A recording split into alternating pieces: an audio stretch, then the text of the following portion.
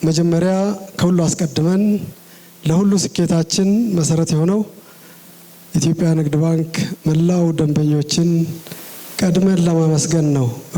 ውጤቱ ምስጋና የሚሻው ስለሆነ ይህንንም ደግሞ አቆይተን በዚህም በዛም ከሰሙ በኋላ ከሚሆን በማግስቱ ይሁን ብለን ነው ዛሬ ያዘጋጀነውና ኢትዮጵያ ንግድ ባንክን ለብዙ ዘመናት ያመኑ ባንካችንም ሁሌም እንደሚለው የሚተማመኑበት ባንክ የሚለውን ቃል ያጸኑልንን ወደ 46 ሚሊዮን የሚደርሱ ደንበኞቻችንን ከወገባችን እንግዲህ ሁላችሁም አጎንብሳችሁ ብታመሰግናቸው ይሻላል። እጅግ በጣም እናመሰግናቸዋለን።